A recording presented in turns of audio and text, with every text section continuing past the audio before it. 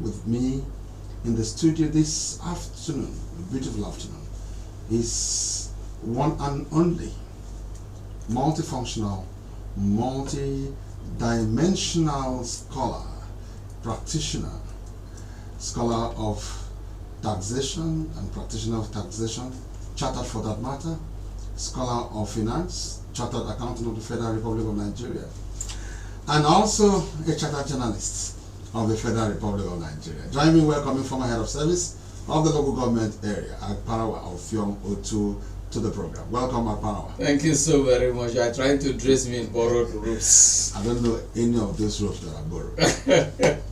And I was, asking you at the background of Parawa whether the title of Parawa is for life, because it's for life. Sure. So Parawa to... I don't want another title. Okay, to Ibom. Even if you call me Ibom, it's not recorded. Recorded. I don't want it. So what you want is Parawa? Background. Oh. Okay. So little wonder that you're always looking like an evergreen Parawa. Thank you very much. All right, welcome. It's interesting that today we are discussing about Akwa Ibom worker and Akwa Ibom of our dream, also in celebration of the Workers' Day. By the way, happy Workers' Day, everyone in the house. Thank you very much. I greet Akwa Ibom workers. Asa. MC Asa in the house. Happy Workers' Day, and Odrak Henry has just left.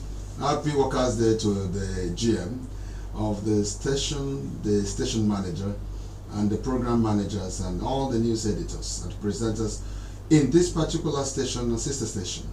It's a beautiful thing to be a worker, and without the worker, there is no society and there is no work.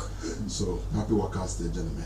All right, so we are discussing Akwa Ibom worker and the Akwa Ibom of our train. So, and with me in the studio is somebody that is qualified to discuss this topic, because from that introduction, you can see that he has worked in different departments, different establishments, and different organizations. He's a professional of different. I don't know how he combines all of them, So, however, in the discussion, we'll find out how he survived practicing all the things that I've just mentioned. And he was also a teacher at the beginning. I'm still teaching. You are still teaching? Yes, sir. Okay, so now I'd like to start this program by asking you, Akwa, what is the significance of the Workers' Day? Workers' Day brings back memories of how some of us joined the service, how we scaled through, how we sailed through, how we manipulated and navigated to where we are.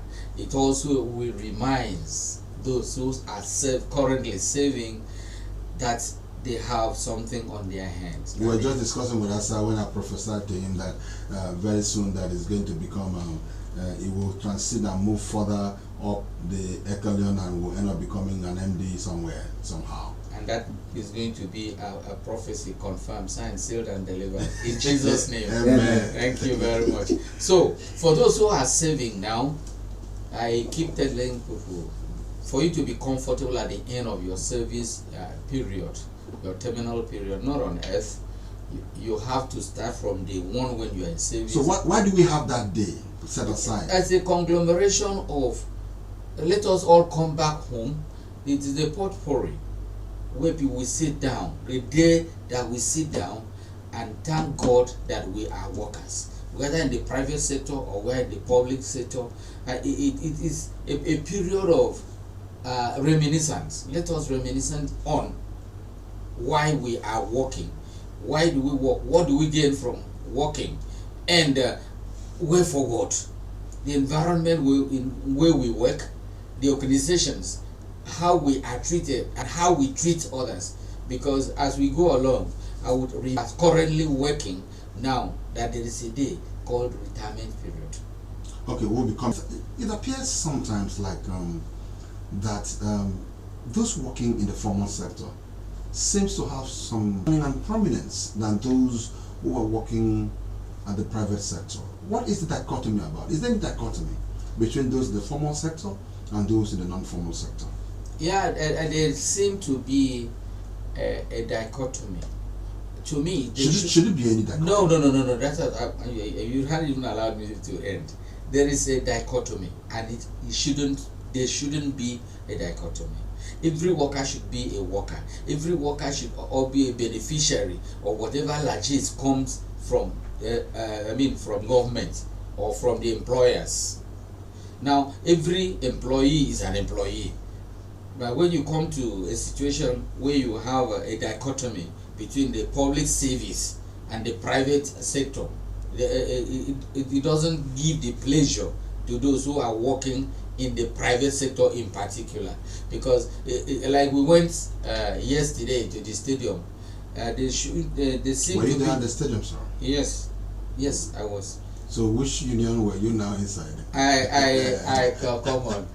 I don't know whether I was going to wear uniform or Chartered Institute of Taxation, but I ended up wearing Nolge a little and then wearing NUJ because I retired from Nolge, but I'm currently in NUJ. While practicing journalism and accounting and yes, and tax management. all. So as you were at the stadium, so you were really prepared for this retirement, the way you started. Yes, because I can just see you crisscrossing from teaching at the primary school to the secondary school, yes, to the civil service, yes, to accounting. So you were really even at the tertiary schools. I'm teaching.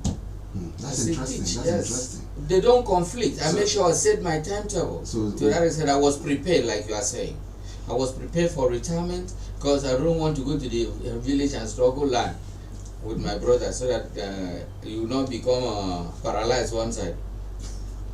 The paralysis will actually be if you become stressed out of it. You could be stressed out. In fact, that is it.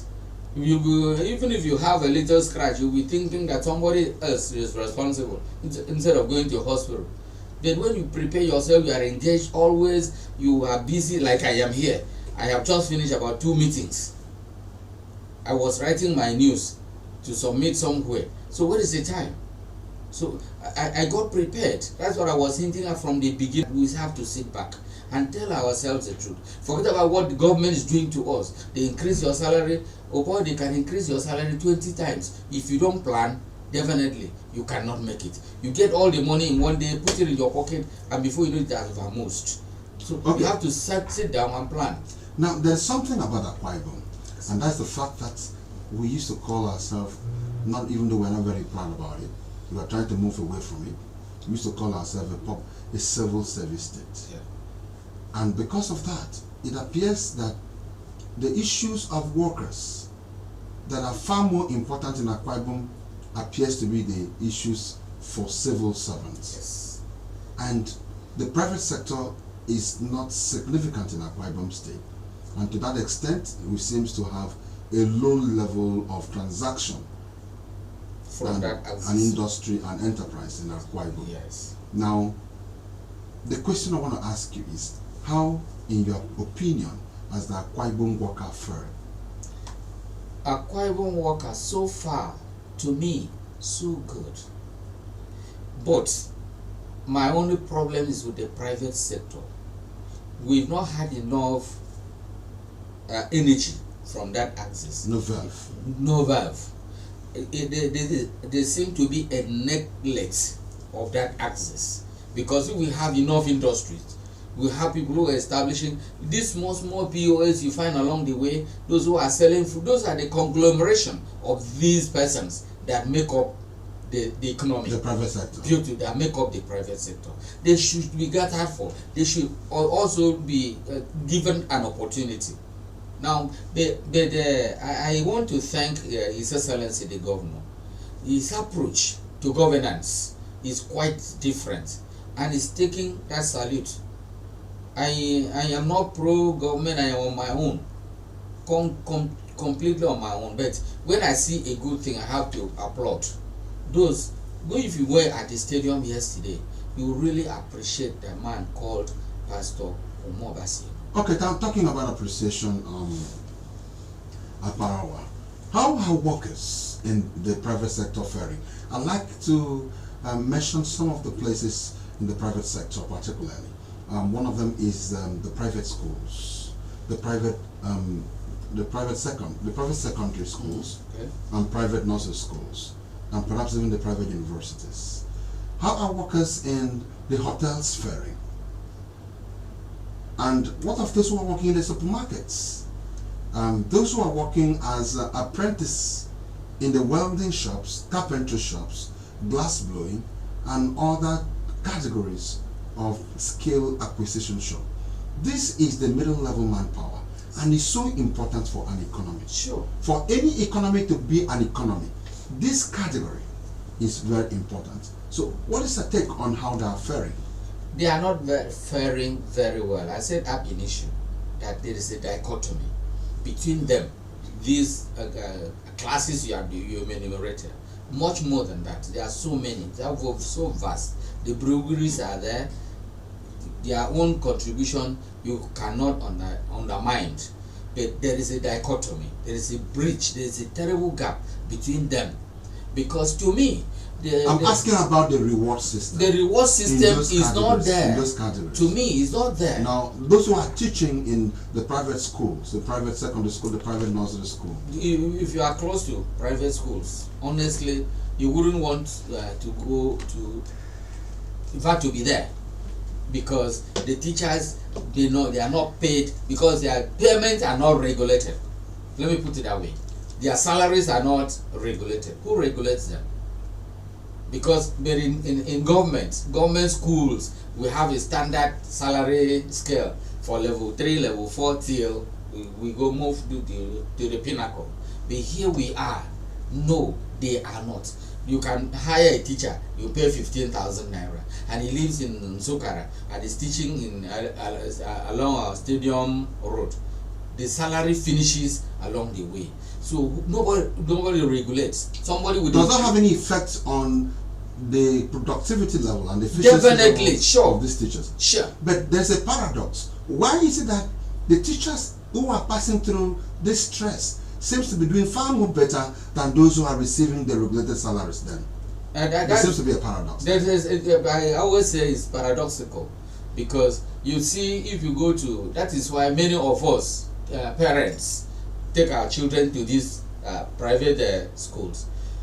But my problem with the schools is that the owners, the managers of these schools, though they take good chunk of our salary as school fees on our children. So they actually are looking at maybe only the profits. Only the profits. They may not be. They are not taking good care of because it's important. Their employees. It's important to narrow down to some of these very small issues. Yes. On a day like this, that we are talking about the future of Akwa Ibom and the Akwa Ibom of our dream, and we are celebrating workers. It's important to talk to people who are employing people. Yes. That when you employ people at particular level and cadre, you need to reward them according to the job they are doing and their qualifications. Good. But you can see somebody with a BSc education, BEd in whatever class is being paid peanuts. It's unfortunate, but you may not have only alternative. They don't have any alternative. What of those in the hotels who are working? Oh, good. Because that seems to be an industry for Akwa Ibom. Yes. So unfortunately, that is the truth. That is the truth. It's not a crime. It's not a crime. Because on a very good day, the hotels we have in Akwa Ibom is not enough for a national and international event. Good. But how are they treated? They are not. In their place of to work? me, it's the same thing. To me, it is the same thing, and we have to sound it loud. The owners of this organization may not like what we are saying, but that is the truth. Because this is a moment you have to tell us ourselves the truth. This, assuming you were, do unto others what you would have wished others do unto you. But you see that they are being cheated. Okay, now let's get to the next one, the supermarkets. Yes. You know, we have an apprenticeship scheme in our society, in our environment.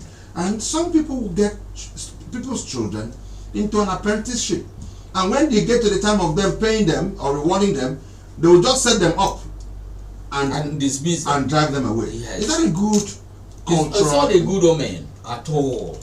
I kick against it. I condemn it in totality.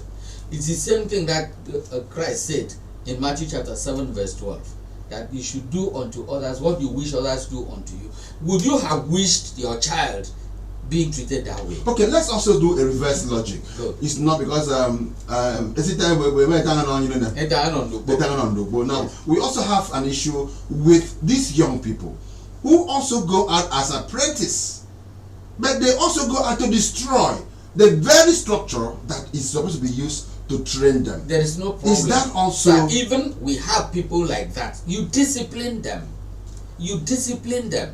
You must have said like we have must have your rules and regulations. You don't allow people to. Do they have rules? That is it. They have to develop so that anybody, any apprentice that comes in, like the studio we are here, you employ somebody and the next in the mic is missing. On the screen has broken and you come and somebody tells you, no, I don't know. Who tells you don't know? You have to know.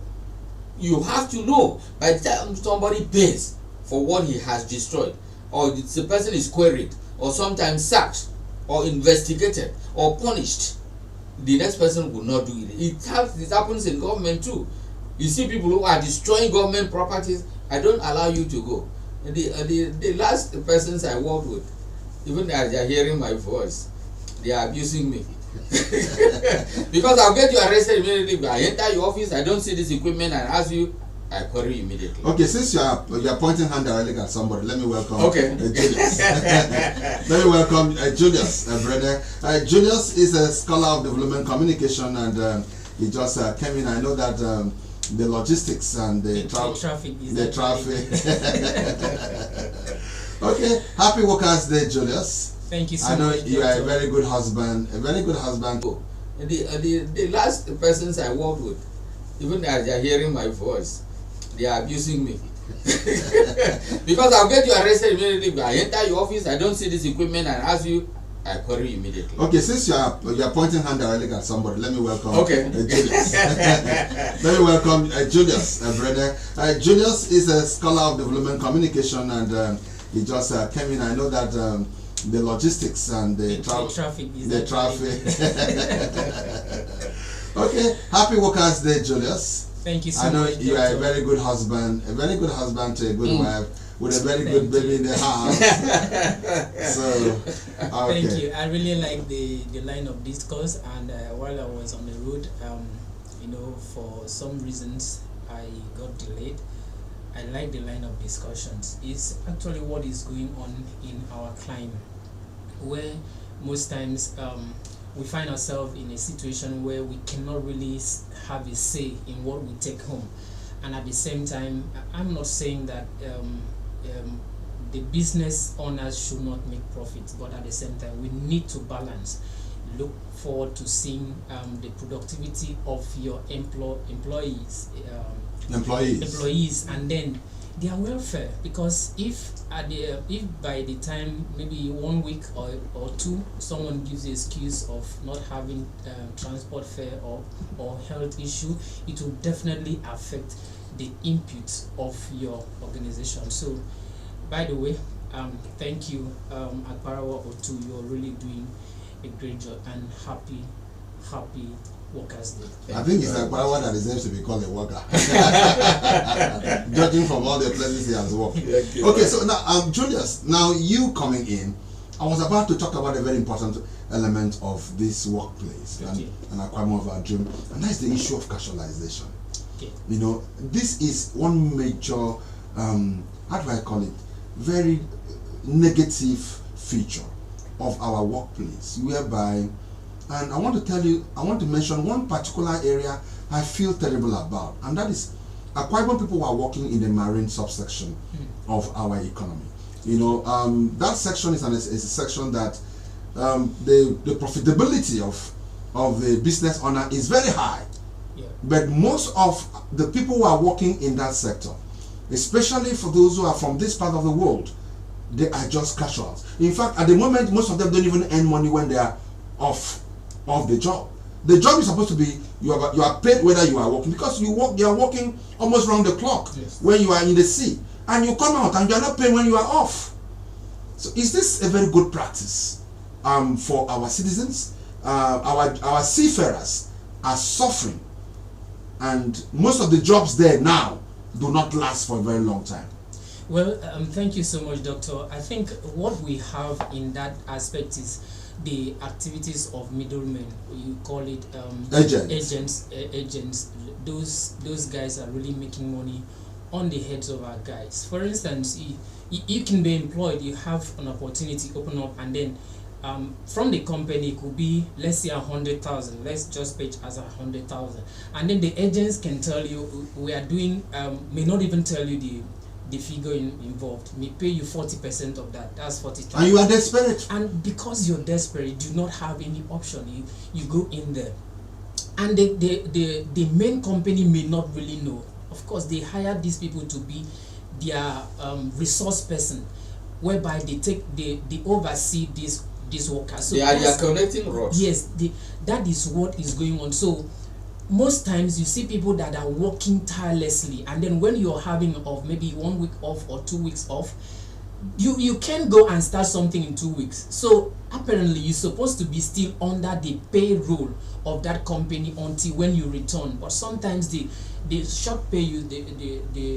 There's a word they use. They short pay you. I don't know. There's another That's word. pay as you go, or there's a term that is used. There's a term. It's like a daily payment. Yes. So that when that happened, you discover that the people that are actually doing the work, they are helpless. And of course, when you cannot complain, you do not have. There is no forum for you to form yourself into association. But what can the state do now? I mean, for God's sake, the citizens cannot suffer in the hands of exploiters, oppressors, manipulators, and very mischievous businessmen. And some of these people, our people have not really been able to invest in this sector of our economy, leaving people who are foreigners to take over these jobs. And the jobs are in our coasts. So what can the state do in this direction? Most times we are talking about a of our dreams. Yes. Most times what we have is the government have fantastic policies and programs for the populace, and then even what you call it, laws and all of that. But these things are only found on papers. So the political will to execute these things are lacking. So that's what you see going on. You can see, like, for instance, the child right law, universal basic education. For instance, they say every parent has to send a child to school, but you still have some children, roaming around the streets on school hours, and the parents, there is no case so far that it has been reported that they have arrested. So back to the government policies on taking care of citizens, which I'm not sure we have one used in doing this. But what I think the government should do is to be deliberate. I always mention that, to be deliberate in its policy. You have PAs on this, PAs on that. No, but these guys are not working for the state government. They are not working. But they are working in the state. At the same time, the people, for instance, they are from our place. Some of these expatriates, they are delivering huge sum of tax income into the state, remitting tax into the state. So the state on its own has the right to regulate what they are doing. To regulate what they are doing. Okay, let me ask. I was about to call you to come. Maybe tell me to a particular case. Okay, what is the role of the House of Assembly? Because this is like a complaint, and it's a matter of public. I used to hear about that. Urgent public public attention. What is the role of the House of Assembly in regulating, modulating, controlling, intervening in issues of workers' oppression and suppression? Yes, they have a terrible work on their hand, and I don't know if they are doing it, because in the House of Assembly we have everybody representing the state constituency. Some place, one or two local governments combined in the national and in the different villages. Beautiful. Now, do they go home? Do they find out? Do they engage their persons? Because when you come back to tell them, this is what I have done in the House of Assembly, that is when you will know what the people are passing through. To know, like the problems in the marine economy, I think they call it the blue economy at the national level now. I don't know whether we call our own. It is Beautiful, the blue economy. In fact, at a point in time, not today, it never started today, sir. There's a material I wrote that was published in 1986, as far back as that. Wow. On that cheating, what they call casualization. You casualize, we don't become property where they casualize us. No, it's wrong. People will employ people, and then, like you are saying, 100,000 naira, and they pay them 20,000 and take 80. Why? Most times you don't even get to know their. Do these people, the people in our assembly, interact with the people? Do our people in the local government, the councillors, do they interact? Because those are the closest of the persons to them, who would in turn pass this message to the state house. Good, come to pronounce and blow it up for people to know. You cannot die in the midst of the people. Somebody will bring an idea and you are resurrected. The people should not be allowed to die. So it doesn't even stop at the coastal economy or the blue economy or the marine economy area. It all happened. I remember in the immediate past administration in this state, I raised an issue with having a media parley with the governor. His Excellency, who had just left. He was shocked to his marrows that I had to raise that issue. That some media organization were casualizing staff. He said he wasn't aware. But thank God he corrected it before he left. Those who are involved, they know what I'm talking about. Okay. So it also happened even in government. We have casual staff. And the private sector. And the private sector is even worse. Private sector is. So somebody can just wake up one day and fire anybody. But no. Because there was no terms of employment. There was no terms of employment. At There all. was No rules, no regulations. But that cannot be the problem of our But dream. it has always been like that. The dream we have now should be different. We have to say, we are saying, and we are hitting the nail on the head straight away. Let the state government, let the House of Assembly, the MPs, ministries, departments, and agencies, any unit you are. We have a public complaints commission. They should be aware. Some people are not even aware. No. We have to bring them to the fore. That wherever you are and you are being cheated, and you know you are being cheated, please speak out. Admirawa, let me even give you my own experience. Julius, I think that Julius, I like us to just take a break now, because I can see the temperatures are really is really increasing, and I like us to take a break. Let's just hold your thoughts. All right. We'll be back shortly, because I would like to discuss I want everybody to look very fresh after retirement, like Akwa is looking. So we want to talk about our preparation for retirement. Okay, so don't go away. If you are just joining us, this is Memories 96.5 FM, and the house is getting hotter. Let's go on a break.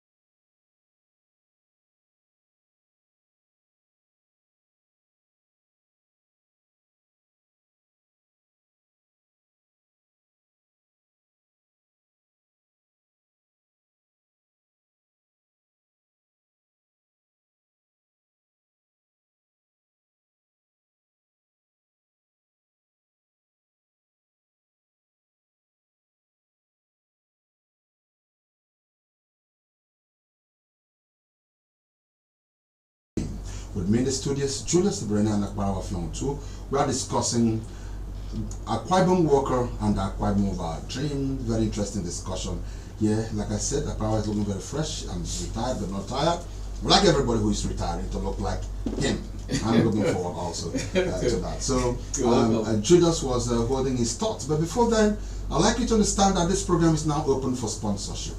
So if you'd like to support this program, and if you like to be a sponsor or to advertise in this program, you can reach us at 08027022369, or you call on the numbers in the station. and they will redirect you to us for sponsorship. All right, thank you very much. All right, Julius, you were holding your thought before I go back to Akwa for what I'd like to ask him about, because he's not a consultant on that. All right, so we were talking about the issue of casualization and what the impact that's really making on our economy. Now, my personal experience when I came into UU, right from secondary school, I didn't really want to be in the village, so I had to move to UU. Now, I was looking for where to work. I thought you were not involved in child labor. Not at all.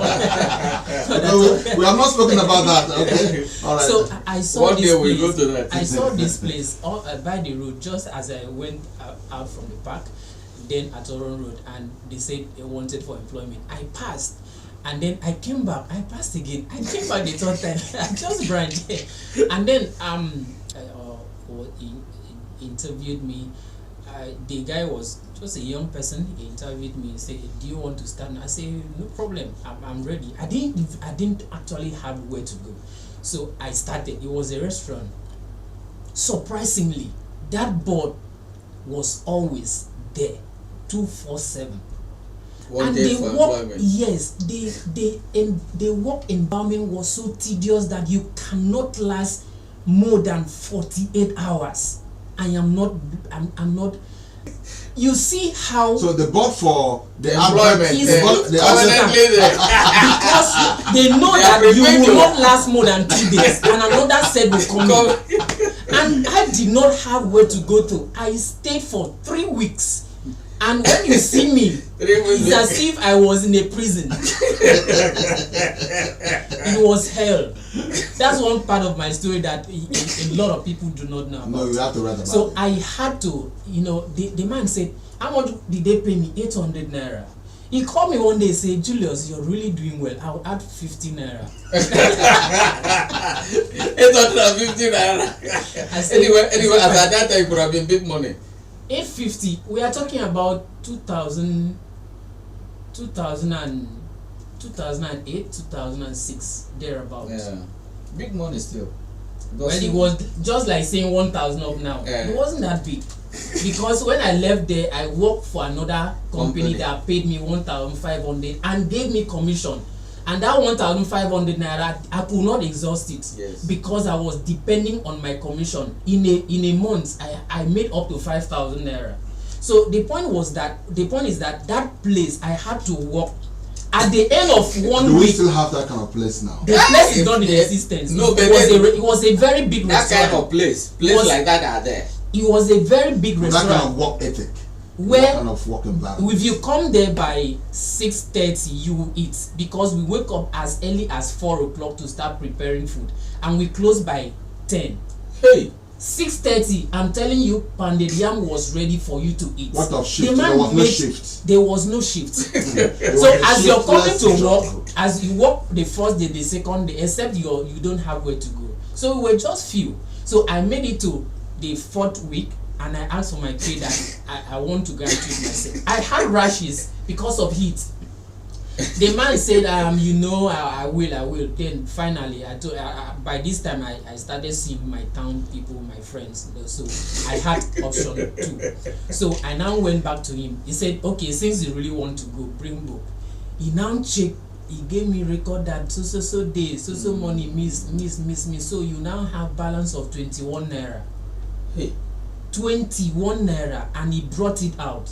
and gave 20 naira note and 1 naira. Then 1 naira was available. I said, "Sir, But this story did not is take any not of it. very strange. it's something, if nobody told you, you will not know. I'm telling you." I now left the money. And that's not the requirement. He now No, he asked it one of shouldn't the boys. He asked one of the boys to take it to his kitchen. That is to Gotcha. burn it off inside the way he used to cook. So I left. To God that saw my heart blessed me with another job, 1,500 naira, and I had commission. This commission was what I used that commission to pay rent. That was how I started. Julius, thank God that you did not So, die. this sometimes these employers, they deliberately put up this Make attitude things so difficult. to make it difficult for you not Okay. to have. All right, all of because this. our listeners are standing by and informing this time, We are going to bring them in. I'd like to announce the numbers for them to just for the record: 08030857755. That is in 4 minutes time. We are going to be inviting our listeners. 08030857755 or 0809-066-6909. Okay, I think we have a caller on the line already, and there's something we want to discuss, but let's take him. Hello. Okay, I think we have lost that call already. You can call us in any dialect of your choice. Any dialect we cannot understand, the Holy Spirit will help. All right, we have a caller on the line. We have 96.5 FM. Yes, my name is Larry. I'm calling from Gary.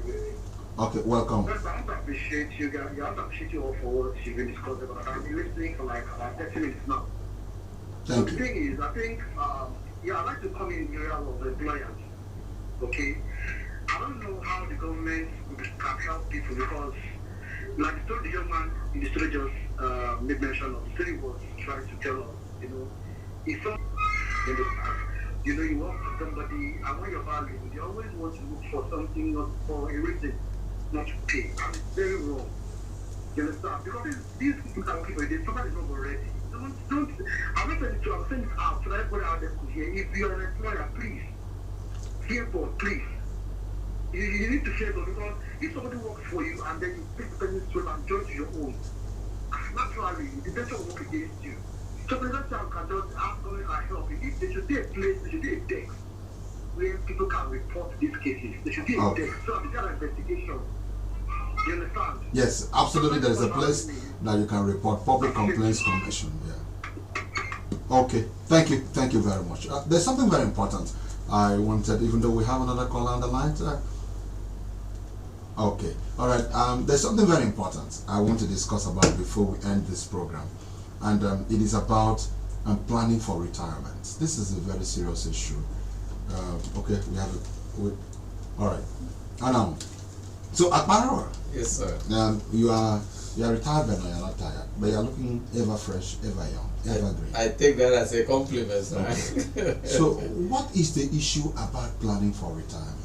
In civilized climes, when you are approaching retirement, you are sent for a pre-retirement training, trying to recalibrate your brain, debrief you of the job that you were doing and the job that is going to be from now going forward, and the kind of life that you're going to live. Now, after that, you now retire. And before you retire, your entitlement are supposed to have been in place for you so that the training will make sense to you. So talk to us about planning for retirement. Is the average Akwa Ibom worker being planned, or is he planning?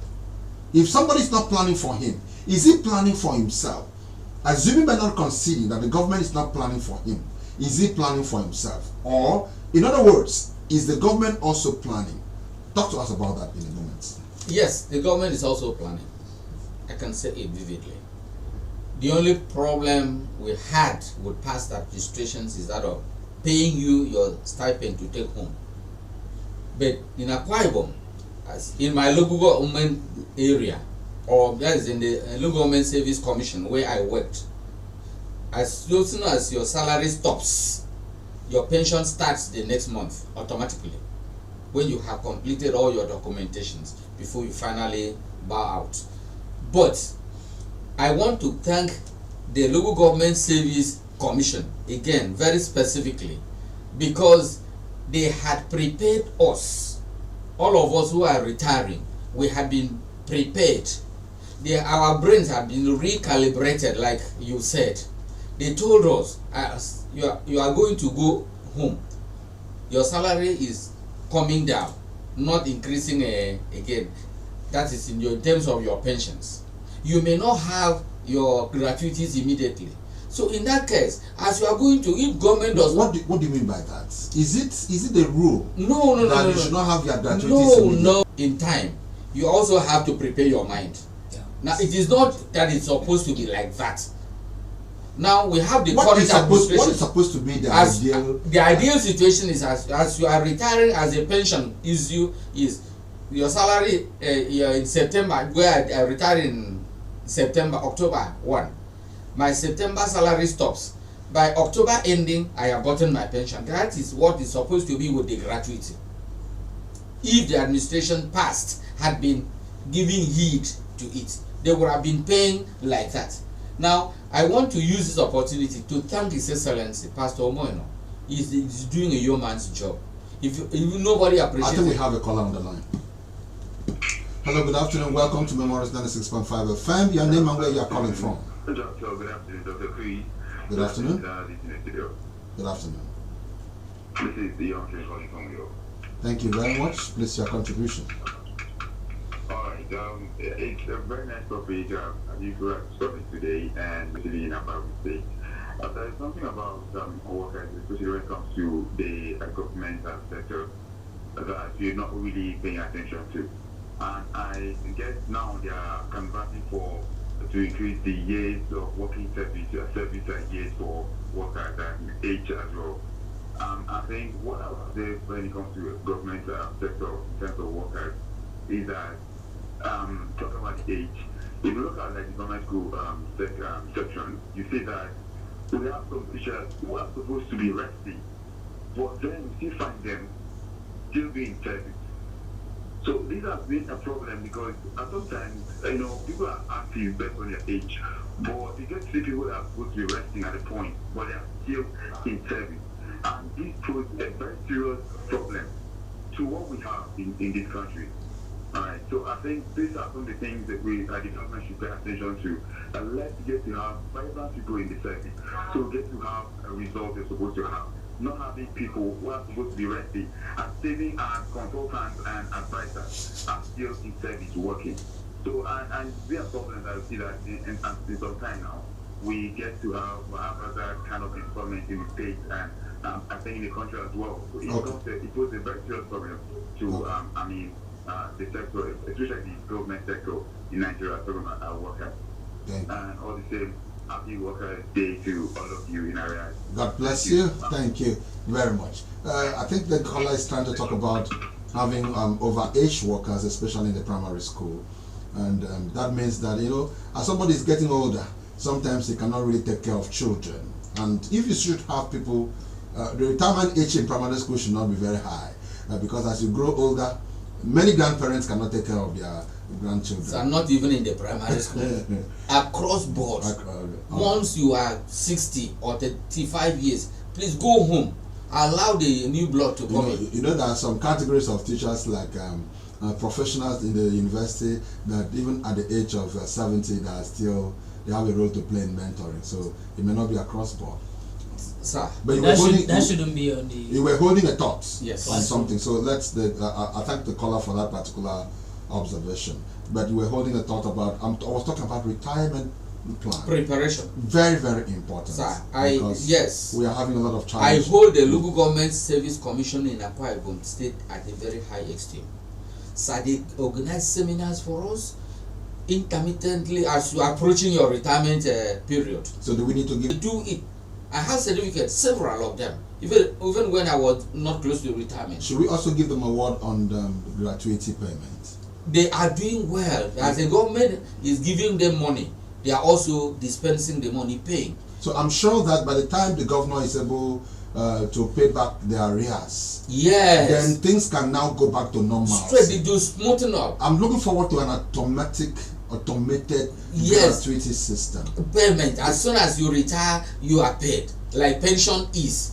In the local government service, which I'm very conversant with, your pension does not last till the next month. It comes on as your salary has been coming. So you are qualified to talk about this. How do you prepare mentally for retirement? But I would like to ask you that. Yes, the question, there are no better person to answer that question than me. Your hands are up. Honestly, I surrender. I give it to Akwa Ibom people. I don't like people who are over dependent on government, even on others. Charge yourself. You know you are going to retire from service. Plan. Build a house. Take care of your children because they come you bane of your death. Fast lane to the grave. Now, take care of these sensitive areas. I knew, like myself, that I won't be able to thrive in the village. They can't get over you, can them. Nothing I know how to do.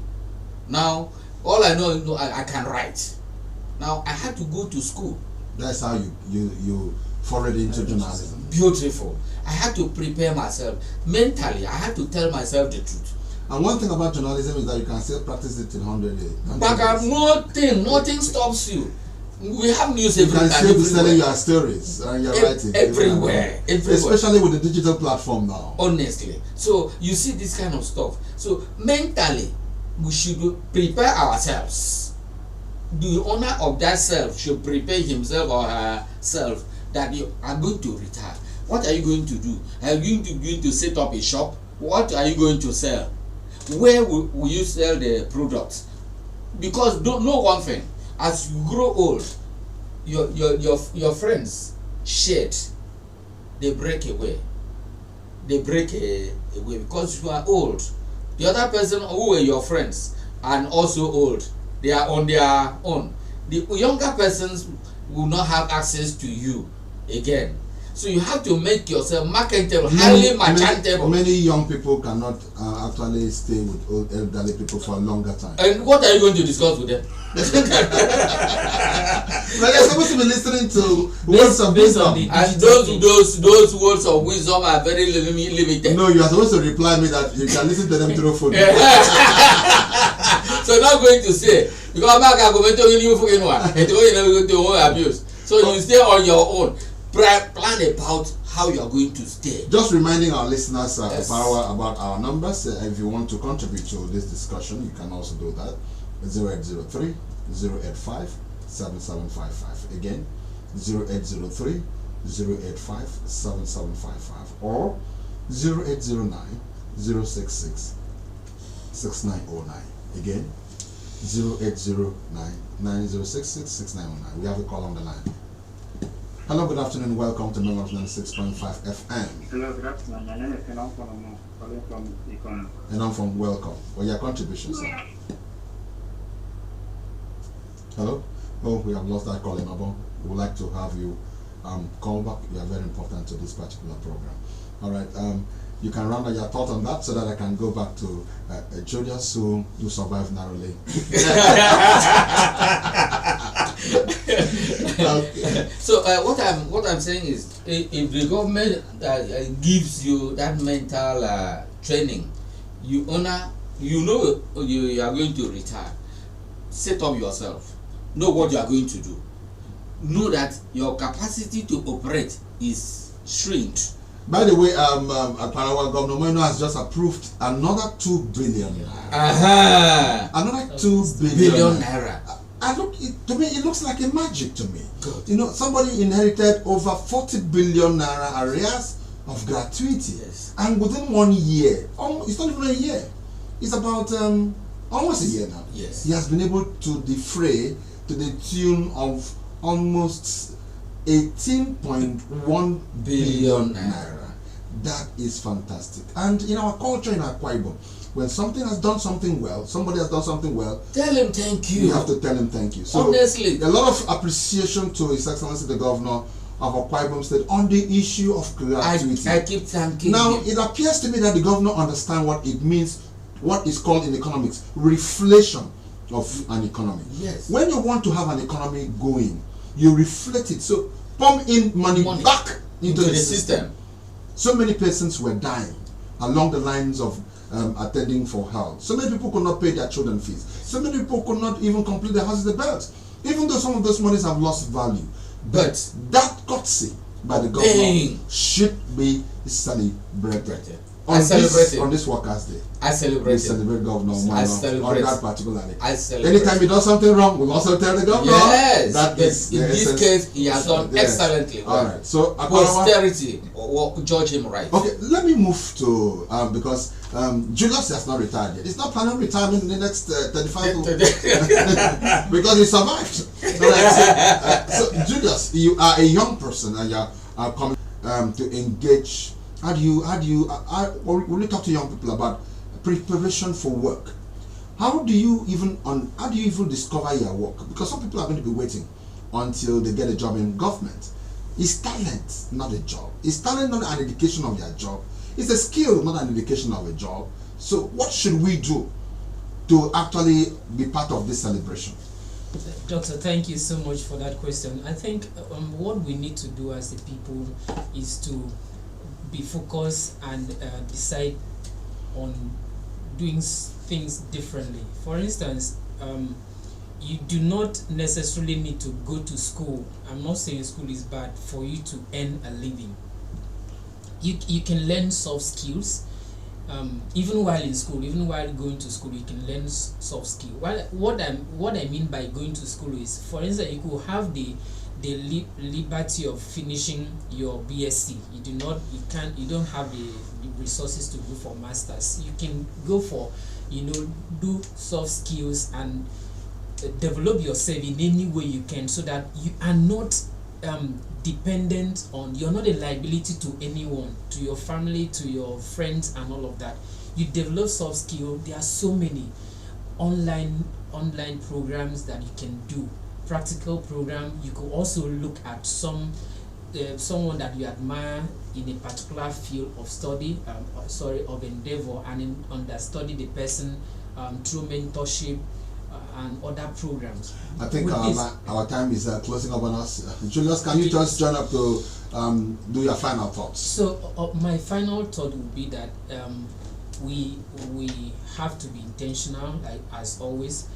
We have to be intentional and do the right thing. And use our youthful days. Yes, our youthful days. Knowing that you always grow, no matter what happened, you will not always remain young. So, and thank you to our governor for what he is doing. I believe that he can do much more.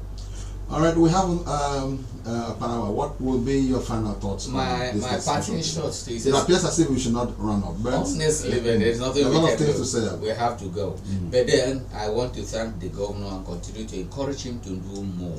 The governor has just approved first and third Friday as a holiday, and on this program when we're discussing and interrogating the RISE agenda. Not holiday, sir. Yeah? Agree. It's a work-free day. Yes. Not work-free day. Agree to go to farm. But it's a holiday of sorts. Okay. But that kind of holiday is a working holiday. Yes, because you have to go to the farm. Okay, so thank you very much, Akwa. Yes. For finding time to come. Thank you, Julius, and for those who are going to be going for that work-free day, we are converting it to another job, and that is on the farm.